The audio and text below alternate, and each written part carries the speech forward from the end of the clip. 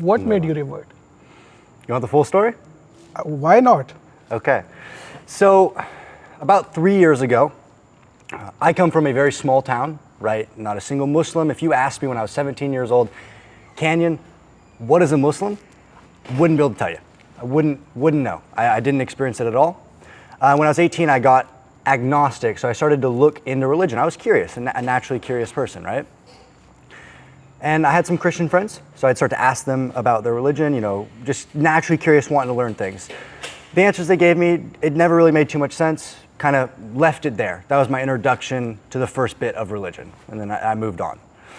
I graduate high school, and I start traveling the world. And I end up having a business partner at the time, and he is a Muslim. First Muslim that I've ever met. And I meet up with this guy, we meet up in Turkey, and we live together. And I started to notice how he acted, how he always talked to his mom on the phone. It's so much respect. How he always wanted to pay the bill. Like, there were certain traits about him that were incredibly unique and I hadn't seen in the average person. So it intrigued me, and I started asking him questions, and I found out he was a Muslim. And just like with my Christian friends, I started to ask about his religion, started to ask things, and it was very interesting. Not like I was trying to find the truth, not like I was trying to become a Muslim. I was just curious. So I started praying with him, because why not? We'd pray Isha together, and then the next day I'd be like, are we going to pray again? Are we going to pray again? So I was just learning about the religion. Then I told him, I'm going to go keep traveling. Do you want to come with me? And he's like, yeah, I'd love to travel the world with you. He says, under one condition. I want to go visit my family in Pakistan first. Do you want to come with me? And I was like, you know what? I'm young. That'd be an awesome experience. Go live in Pakistan, experience it. Why not? I'll go. I was like, it's going to be dirt roads and donkeys, but so what? I get there. It was dirt roads and donkeys, but I did like it. So we get to Pakistan, and I meet the people there.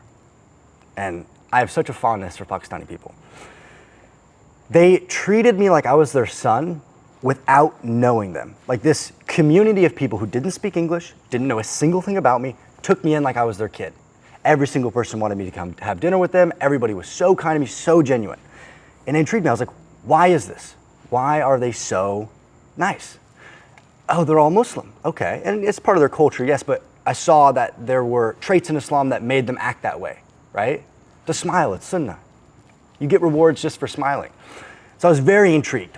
And there was a local mosque where we were staying, and I started to pray in that mosque. I'd pray, and what started happening is after Fajr prayer, I'd sit there and I felt this connection. I felt this pull to the religion. It felt amazing. And I go, I want to take my Shahada. I want to do it. And for some reason, I wouldn't do it. And this went on for weeks of Fajr. I want to take my Shahada, and then I wouldn't do it. And then one day, same thing. I pray Fajr. I sit in the mosque. I sit there, I'm like, I'm going to do it. I'm going to take my Shahada. I'm going to go tell the Imam, right now I'm going to take my Shahada. And I didn't do it. And I walk home, and I'm like, why didn't I do it? Why did I not take my Shahada? What is stopping me from doing this? And I live in a 3-story building. I get in the elevator, take the elevator up, floor 1, floor 2, floor 3. Right as I get to floor 3, power in the entire building shuts off. I get stuck in the elevator. And instinctively, the first thing I think to do, I might as well pray. I'm here. I might as well just pray. So for 20 minutes in the elevator, I prayed for guidance. I prayed that you show me the truth. I pray for a sign. I remember very key. I said, I pray for a sign.